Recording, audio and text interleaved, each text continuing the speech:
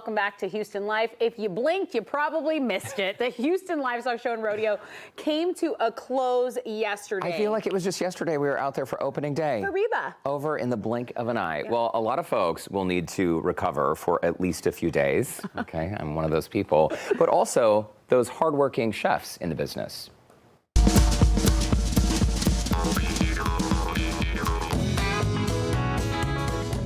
Every year at the start of rodeo season, Cotton Holdings throws a killer party as the title sponsor of the World's Championship Barbecue Contest, or Cook-Off. The temporary kitchen, inside a tent, cranks out thousands of delicious meals. The chef in charge, Wade Schindler. Morning. What's up? His days start early. What time do you start out here every morning? Normally we're here about 5:30 a.m. and then we leave about 1:30 a.m. You're not getting much sleep these days. Sleep when I'm dead. It's rodeo time, so you don't sleep for 30 days. So you go straight from here, you go straight to the shows, and try to get a little shut-eye in between. So it's good stuff. Wade is accustomed to working out of a tent, but usually under much different circumstances. The phone rings. It's like, we got to go. So we just roll. When disaster strikes, Cotton's global disaster relief and recovery teams spring into action. You got to go right then and there. The trucks are on the road, and you have no time to think about yourself. It's time to think about the people who have been devastated. From fires to floods to hurricanes, Wade and his team are the boots on the ground when communities need critical help. Trailer goes down, plumbing comes up, here comes the food. As soon as that thing's hooked up, we got flames rolling. We have a small infrastructure, a small city, cooking out of a kitchen like that and just preparing food all day, every day. The kitchen never stops. It's a lot, but we plan for it every day. Those people coming through the line, you know, they are a lot of first responders. They come in, and a lot of it is more just a warm plate of food and a smile, because when they come through, a lot of these people, you know, their entire lives were devastated, and all we try to do is just give them a little back. That's got to feel good. It does. It does. When we do emergency response, this is kind of what our kitchen would look like out in the field, where, you know, we can feed the masses. We could probably cook 2,000 people out of this tent right here. 2,000 people, yes. 3 times a day? Oh yeah, easy with just this equipment right here. But you got to have the right crew to do it. These are all the hardworking guys and girls in the back that really make it happen right here. It's a logistical wonder, serving thousands of hot meals out of a tent. So it might be surprising that Chef Wade's culinary career happened by accident. I think this career pretty much chose me.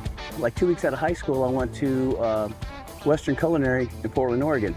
I didn't know anything about being a chef or anything like that. And my mom and dad said, well, you're moving to Oregon because we know somebody that's there, and that's where you're going to chef school at. I'm like, okay, what do chefs do? I mean, we didn't have, you know, I didn't have the internet or anything like that to really look up. You know, chefs weren't cool back then. After going to culinary school for 3.5 years, Wade landed his first gig at Nike headquarters in Oregon, cooking for executives and even celebrities. Back in the day, it was Andre Agassi, Bruce Willis, Kid and Play, you know, people like that would come in and have lunch because they would be doing shoe deals. After getting his feet wet, Wade made his way back to Texas. So I started my own company called Party Time, THYME Catering, back in '96. You know, I'd make cheesecakes and tacos and whatever it took to just make a buck. I had a little crazy idea because there was a bunch of factories around. I said, why don't I take the lunch to them? So I had like my first food truck back in the 90s. And I would just feed all the workers out there. So I was like a food truck when it wasn't cool.